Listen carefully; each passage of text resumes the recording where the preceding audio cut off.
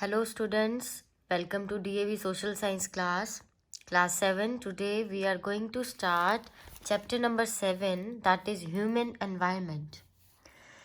In this chapter we'll read about different types of settlements. So let's start our chapter.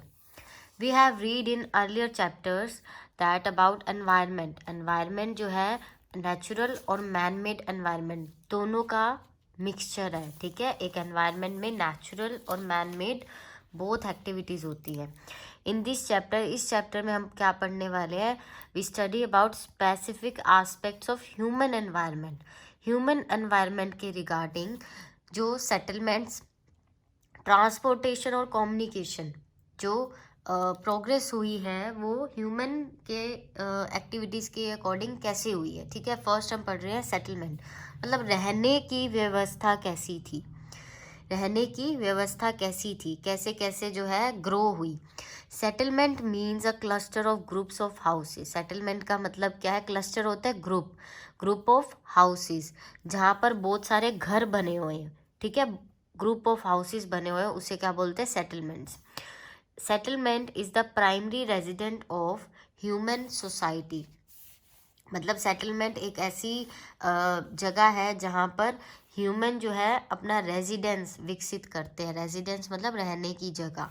In Asian times मतलब पुराने time में जो human beings हैं वो food gatherers थे, मतलब खाना इकट्ठा करने वाले थे, और इस वजह से वो एक जगह से दूसरी जगह मूव करते थे सिर्फ फूड की जगह. मान लो कि एक जैसे ये जगह है, यहाँ पर उन्हें फूड मिल रहा है तो अभी वो यहाँ पर आसपास अपने झोपड़ियाँ बना के रहेंगे क्योंकि पास में उन्हें खाना मिल रहा है. अब यहाँ खाना ख़त्म हो गया तो वो वहाँ से सेटलमेंट अपनी मूव ऑन करके कहीं और जहाँ पर खाना अवेलेबल है वहाँ पर, ठीक है, वहाँ सेटल हो जाते थे. मतलब मूवेबल सेटलमेंट्स थी, कोई परमानेंट सेटलमेंट नहीं थी, इसलिए वो नोमैडिक लाइफ जी रहे थे. मतलब कोई एक फिक्स लाइफ नहीं थी.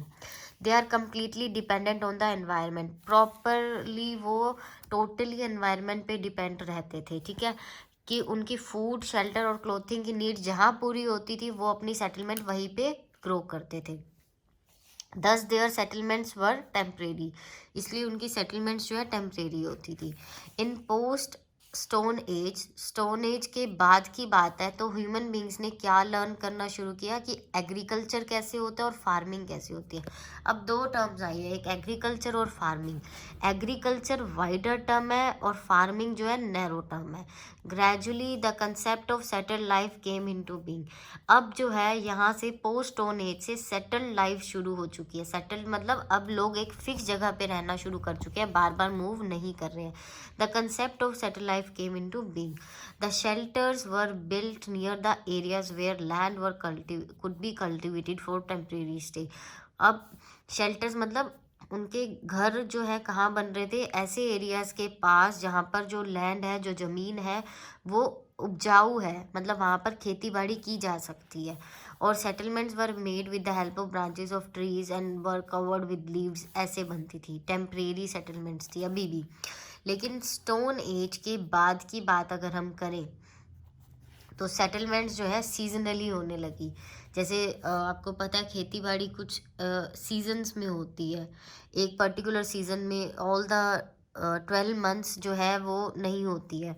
तो now human being started changing their settlements with the change off season. अब सीजन के चेंज होने से वो भी चेंज करते हैं. मान लो इस सीज़न में यहाँ पर खेती अच्छी है तो वो यहाँ रह रहे हैं. अब यहाँ पर सीज़न चेंज हुआ, यहाँ पर जो है सीज़न चेंज होने पे अब यहाँ पर अच्छी एनवायरनमेंट के अकॉर्डिंग अच्छी नहीं है, लेकिन इस एरिया में अच्छी है तो वो यहाँ से यहाँ शिफ्ट कर जाएंगे. In those areas where climatic conditions were suitable, number of settlements were more and cluster. जहाँ पर क्लाइमेटिक कंडीशंस अच्छी होंगी वहाँ पर सेटलमेंट्स ज़्यादा होंगी. ठीक है, एंड डिस्कवरीज की बात अब करते हैं. ये आपके पार्ट ई का क्वेश्चन 4 का आंसर भी है यहाँ से यहाँ तक. ठीक है, जो डिस्कवरी है फायर की हुई, आग की, आयरन की, व्हील की, पहिए की, ठीक है, लोहे की और पहिए की. ये बिग जो है स्टेप्स थे सिविलाइजेशन के टुवार्ड. सिविलाइजेशन मतलब सभ्यता, जो जो लोगों ने अपना रहना स्टार्ट किया उसके according. The tools became more sophisticated, जो टूल्स हैं वो ज़्यादा अच्छे बनने लगे। फार्मर्स जो है उन्होंने क्रॉप्स कल्टीवेशन स्टार्ट कर दिया। कहाँ पे? रिवर बैंक्स के नियर। कौन सी रिवर थी? नील और Indus valley. With the passage of time, जैसे जैसे समय बीतता गया, ह्यूमन बींग्स ने नए नए तरीके जो है फार्मिंग के वो खोजने स्टार्ट कर दिए, लर्न करने स्टार्ट किए। अब वो एक सेटल लाइफ जीना स्टार्ट कर चुके हैं। As crops required constant care throughout the cropping period, मतलब जब तक जमीन पे कोई क्रॉप उगी हुई है वो प्रॉपर अच्छे से नहीं उग जाती तो तब तक उसे प्रॉपर केयर की ज़रूरत है। They were not required to wander in search of, अब उन्हें किसी फूड की सर्च में घूमने की ज़रूरत नहीं है। And could afford to settle down at one place, और वो एक जगह पे परमानेंट सेटलमेंट कर सकते थे।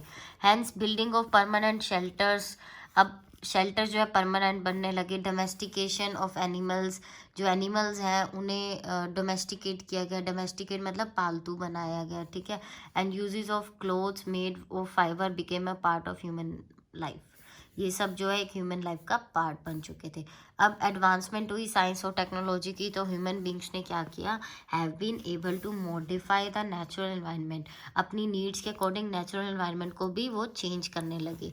अब settlements, now the settlements protect the human beings को प्रोटेक्ट किया फ्रॉम हैविंग, अब हाई टेम्परेचर है, चिली विंड्स है, रफ टेरेन है, ठीक है। इन सब चीज़ों से जो है सेटलमेंट्स जो है उन्होंने ह्यूमन बींग्स को सेव किया। With the expansion of agricultural activities, अब जैसे जैसे एग्रीकल्चरल एक्टिविटीज़ एक्सपेंड हुई, डोमेस्टिकेशन ऑफ एनिमल्स बढ़ा, माइनिंग बढ़ी। माइनिंग मतलब खाने जो है बनने लगी, जैसे कोयला है और पेट्रोलियम है, ये सब खानों में से निकलता है। माइनिंग एक्टिविटी होती है वो। इंडस्ट्रियलाइजेशन है, ठीक है, इंडस्ट्रीज बनने लगी। नेचुरल एनवायरनमेंट जो है एडवर्सली इफेक्ट हुआ, एडवर्सली मतलब नेगेटिवली इफेक्ट हुआ।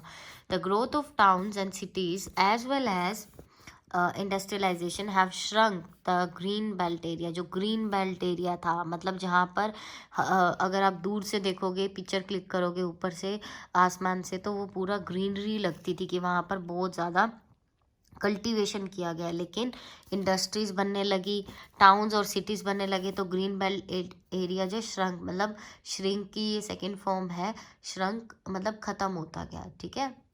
And pollution as well as defective methods of ploughing, जो प्लोइंग के मेथड्स थे, ठीक है, ये सब जो है इकोलॉजिकल इम्बैलेंस कर रहे थे और इसका हमारी ज़िंदगी पे काफ़ी इफ़ेक्ट पड़ रहा था।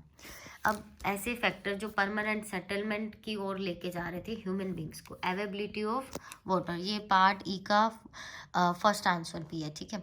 अवेबिलिटी ऑफ वाटर फर्स्ट है पॉइंट, कि पानी जो है उसकी व्यवस्था होने लगी तो परमानेंट सेटलमेंट स्टार्ट होगी। जैसे कि if we go through the history पे जाएँ तो सिविलाइजेशन लगभग इंडस वैली सिविलाइजेशन जो है ये सब क्यों इंडस वैली के नियर हो रही थी? क्योंकि पानी जो है नील नदी जो है इंडस वैली इन सब के आसपास था, तो लोग भी वहीं आसपास रहते, सो दैट उन्हें वाटर इजीली अवेलेबल हो सके। लेकिन आज जो है वाटर इम्पोर्टेंट सोर्स है ग्रोथ ऑफ विलेजेस और टाउन्स के लिए। डेजर्ट एरियाज़ में भी हाउसेस जो है उसी जगह पे ज़्यादा है जहाँ पर सोर्सेज ऑफ वाटर है, वेल है, पॉन्ड है, हाउसेस है, ये सब सोर्सेज ऑफ वाटर्स हैं, ठीक है, वाटर रिसोर्सेज है। तो सेटलमेंट जो है ग्रो कर रही थी, grow around a source of water, इसे वेट पॉइंट सेटलमेंट्स बोलते हैं। ये आपका शॉर्ट आंसर भी है, ठीक है। What is wet point settlements? And ये क्वेश्चन मैं हमेशा बच्चों को पेपर में देती थी, तो बहुत इंपॉर्टेंट लगता है मुझे ये। The settlements that grow around a source of water is known as wet point settlements, ठीक है। रिलीफ फीचर्स में क्या आ जाता है? They play an important role in the development of settlement की डेवलपमेंट में बहुत इंपॉर्टेंट रोल है इनका। Plains are favourable, plain areas जैसे हरियाणा है, पंजाब है, ठीक है, तो ये एरियाज ज़्यादा फेवरेबल है रहने के लिए लोगों के। क्यों? क्योंकि ये इजी ट्रांसपोर्ट है, यहाँ पे गुड ट्रांसपोर्ट है, लोग इजीली मूव कर सकते हैं वन प्लेस से दूसरे प्लेस में। और in India many towns and cities have developed in northern plains में डेवलप है, और इस एरियाज़ में जो सेटलमेंट्स है कॉम्पैक्ट टाइप की होती हैं, ठीक है, बिल्कुल साथ साथ होती है मतलब। और अगर और बात करें तो हाईलैंड एरियाज जैसे शिमला है, लाइक आप हिमाचल प्रदेश पहाड़ी एरिया की बात करो, वहाँ नेचर ऑफ लैंड जो है रेस्ट्रिक्ट करता है कि इजीली मूवमेंट नहीं हो सकती, इसलिए वहाँ पॉपुलेशन है लेस। और वहाँ पर क्या बोलते हैं, डिस्पर्स सेटलमेंट्स, मतलब जो कहीं कहीं दिखती है, ठीक है, बिखरी हुई है। Special sites, some sites are chosen for the settlements of because of their natural beauty, natural beauty के कारण वहाँ पर सेटलमेंट्स है, like tourism based settlement towns है कुछ, जहाँ सिर्फ जो टूरिज्म पर्पस से बनाया गया है, वहाँ पर ज़्यादा लोग परमानेंट नहीं रहते, आते जाते रहते हैं, वहाँ पर ज़्यादा एम्प्लॉयमेंट रहती है, लाइक श्रीनगर, गोवा, शिमला, नैनीताल, ऊटी, ये सब स्पेशल साइट्स हैं। All the factors you just read are related to one another when we are looking at land as, सिर्फ लैंड एक ऐसी लाइक फैक्टर है जो डिटरमाइन करती है कि सेटलमेंट कैसी होगी, वहाँ वाटर को भी इग्नोर नहीं कर सकते हैं। सिमिलरली कल्चर है, सोशल सेटअप है और अदर एनवायरमेंटल एस्पेक्ट्स हैं जिन्हें हम इग्नोर नहीं कर सकते। नेक्स्ट हम स्टार्ट करने वाले हैं ट्रांसपोर्टेशन एंड कम्युनिकेशन। ट्रांसपोर्टेशन जो है एक ऐसी एक्ट है जिससे जो is the act of moving people और गुड्स, पीपल भी गुड्स भी, जब एक प्लेस से दूसरे प्लेस जाते हैं उस एक्टिविटी को बोलते हैं ट्रांसपोर्टेशन। अब बात करें in the pre historic time, पुराने टाइम में तो people normally travelled on foot, अपने पैरों पे ही चल के कहीं ना कहीं जाते थे, और transported goods by carrying them, और खुद से ही सामान लेके जाते थे अगर कोई गुड्स को एक जगह से दूसरी जगह लेके जाना है तो, ऑन देयर बैक और हेड, या तो अपने बैक पे या हेड पे कैरी करके। With the invention of wheel, जैसे कि पहिया जो है उसकी इन्वेंशन हुई तो बुलक कार्ट्स बनी, ठीक है, बुलक कार्ट्स, बुल से चलने वाली, ठीक है, आगे बुल बांध देते थे, पीछे एक ऐसे रेडी सी होती थी, उसके पहिए होते थे। With the development of science and technology, science and technology की डेवलपमेंट के बाद ट्रांसपोर्ट और कम्युनिकेशन फैसिलिटी जो है रैपिडली ग्रो हुई। The role of transport is one of the utmost important for the development of, किसी भी कंट्री की डेवलपमेंट जो है उसके ट्रांसपोर्टेशन सिस्टम से बहुत ज़्यादा लाइक इफेक्टेड रहती है।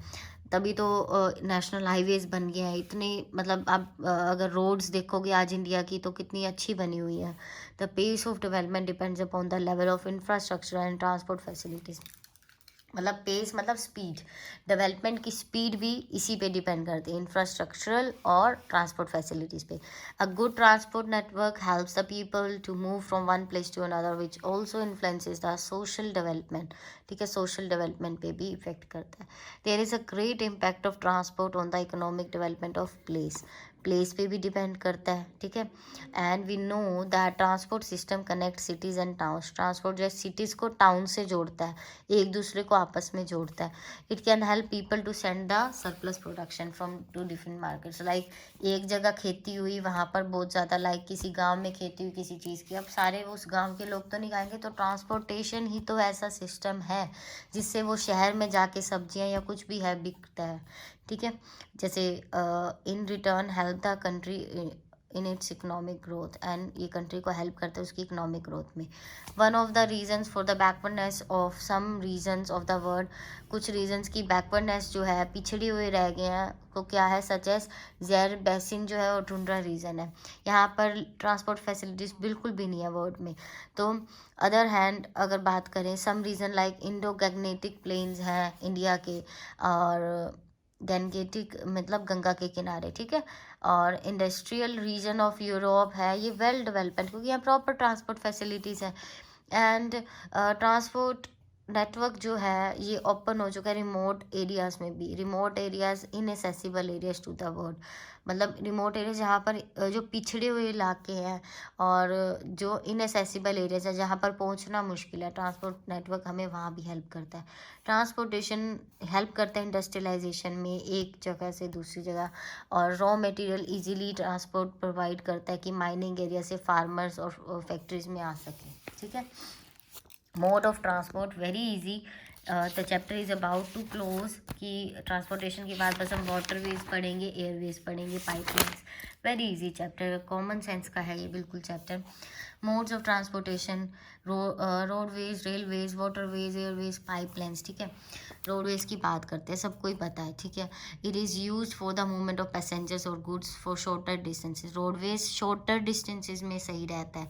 और रोडवेज इज़ द स्विफ्ट, ये स्विफ्ट है and efficient means of transportation है जब आपको डोर टू डोर सर्विसेज करनी है, जब आपको डोर टू डोर सर्विसेज करनी है, मतलब लोगों के घर तक जाके कोई सामान देना है तो रोड्स के हेल्प से जा सकोगे।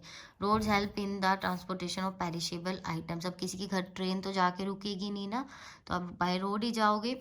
Road helps in transportation of perishable, perishable मतलब जल्दी से ख़राब होने वाली जो आइटम्स है, लाइक फ्रूट्स, वेजिटेबल्स, ये दूर डिस्टेंस मतलब दूर के एरियाज में भेजनी होती है, तो इसकी स्पीडी मूवमेंट रोड्स के थ्रू होती है। कंस्ट्रक्शन और मेंटेनेंस ऑफ रोड्स चीपर है कंपेयर करें बाकी किसी और ट्रांसपोर्टेशन सिस्टम से। अगर हिली एरियाज़ की बात करें तो रोड जो है इंपॉर्टेंट रोल प्ले करती है और पॉसिबल भी रहता है रोड के थ्रू जाना, और ये एक्सपेंसिव भी रहता है। पर well developed road transport system जो है सोशल, पॉलिटिकल, इकोनॉमिक डिस्टेंसेस ख़त्म करता है। ठीक है, रेलवेज की बात करें, ये वर्चुअली इसे क्या बोला जाता है, life line of the country. Railway क्या बोला जाता है, life line of the country. ये बोला जाता है कि डेवलपमेंट कितनी अच्छी है ये रोडवेज पे डिपेंड करता है। And it is used for the movement of bulky goods, बल्कि मतलब बहुत लाइक लार्ज क्वांटिटी में गुड्स हैं और लार्ज नंबर ऑफ पैसेंजर्स हैं, लॉन्गर डिस्टेंस पे जाना है तो रेलवेज के थ्रू जाओ, चीपर रहता है, मतलब सस्ता पड़ता है। People closer from the farthest corners of the country, इससे क्या है, दूर दूर से लोग एक दूसरे के मतलब घर जा सकते हैं। एज द लॉन्ग डिस्टेंस होता है तो ये रोड के थ्रू ट्रैवल करना डिफिकल्ट रहता है। रेलवे जो है मोस्ट कंफर्टेबल, लेस एक्सपेंसिव रहता है। Okay, largest railway line world में है ट्रांस सिबेरियन रेलवेज, जो सेंट पीटर्सबर्ग से कहाँ तक जाती है, रशिया के इस एरिया तक जाती है।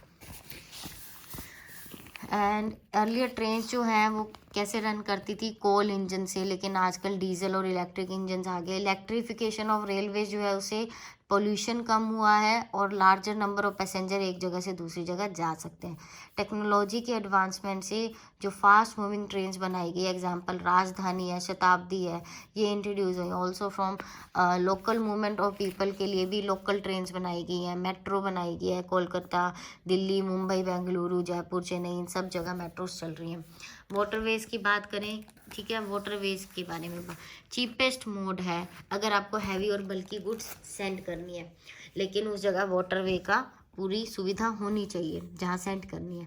वाटरवेज बेनिफिशियल रहता है उस कंट्रीज़ में जो रिवर बैंक्स के पे हैं, लाइक कैनल्स हैं, कोस्ट एरियाज हैं। लेकिन नाउ डेज लार्ज और मैकेनाइज शिप्स जो हैं इक्विप्ड हो गई हैं मॉडर्न फैसिलिटीज से, तो 100 ऑफ पैसेंजर्स भी जो है जाते हैं घूमने के लिए। वास्ट अमाउंट ऑफ गुड्स जो है एक कंट्री से दूसरी कंट्री तक जा सकती हैं, इसलिए इन्हें फ्लोटिंग टाउन्स बोलते हैं। पूरा लगभग इसमें लाइक एक सिटी विकसित हुई होती है, इतने रूम्स, हर फैसिलिटी, जिम, मतलब आप कभी ट्रैवल करो तो देखना इसमें हर फैसिलिटी होती है जो एक शहर में होती है। एक प्रॉपर शहर ही लगता है कि इसे क्या बोलते हैं, फ्लोटिंग टाउन, तैरता हुआ टाउन।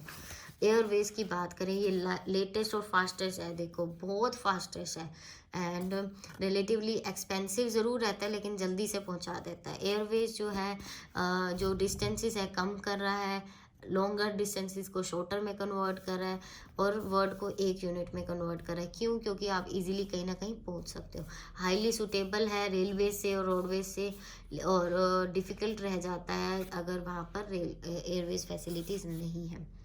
पाइपलाइंस की बात करें, इसमें से लिक्विड जो है जाता है क्या, it is the most recent mode of transport. Most recent है, पाइपलाइंस यूज़ किया जाता है लिक्विड और गैसियस मटेरियल्स के लिए, लाइक मिनरल ऑयल है, वाटर है, नेचुरल गैस है, ये सब जो है सॉलिड्स इन स्लरी फॉर्म, स्लरी फॉर्म होते हैं, जैसे आयरन ओर है, रॉक फॉस्फेट है, ये सब लर्न करना पड़ेगा आपको। लाइक एग्जांपल बात करें, example HBG, Hazira, Bijaipur and Jagdishpur, ठीक है। HBJ, ये आपको लर्न करना है। गैस पाइपलाइन ये नेम है। This natural gas pipeline runs through 4 states, Gujarat, Madhya Pradesh, Rajasthan और उत्तर प्रदेश। ये सारी ये चीज़ें लिक्विड चीज़ें ट्रांसफ़र करती हैं, ईजी रह जाता है। कम्युनिकेशन में क्या आएगा, देखिए कम्युनिकेशन क्या होता है, बातचीत करना, अपने आइडियाज़ को एक्सचेंज करना, व्यूज़ को एक्सचेंज करना एक पर्सन से दूसरे पर्सन को।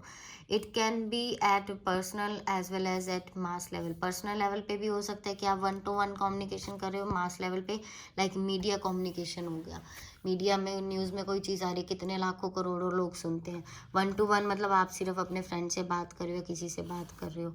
कम्युनिकेशन नेटवर्क जो है ये इंपॉर्टेंट हो गया है नॉलेज एक्सचेंज करने में, आइडिया एक्सचेंज करने में, इकोनॉमिक डेवलपमेंट में कंट्रीब्यूट कर रहा है, सोशल रिलेशनशिप डेवलप कर रहा है, यूनिटी मतलब लोगों को एक बना रहा है, एंड फ्लड है, ड्रॉट है, नेचुरल क्लैमिटीज आ रही हैं तो फटाफट से आपको इंस्टेंट कम्युनिकेशन टीवी रेडियो के थ्रू फ्लैश न्यूज़ में मिल जाता है, तो इस इजीली रिलीफ फीचर्स भी आ जाते हैं। ओल्डर टाइम्स में पिजन्स मतलब कबूतर जाते थे कि एक जगह से दूसरी जगह मैसेजेस देने में। Then services like post and telegraph, newspaper, magazines, ये सब चीज़ें जो है आई। और it provides television services remote areas में भी आज के टाइम में। कंप्यूटर जो है अनदर एग्जांपल बन चुका है मैन के इन्वेंशन का। It has revolutionise the process of communication through email, internet, CDs, pen drive, laptop, palm top, ठीक है, ये सब चीज़ें आ चुकी हैं जो कम्युनिकेशन में हेल्प कर रही हैं। और पूरे वर्ड की इन्फॉर्मेशन हम घर बैठे देख सकते हैं कंप्यूटर पे। कीवर्ड्स आप देख लेना एंड अब बुक एक्सरसाइज करते हैं हम।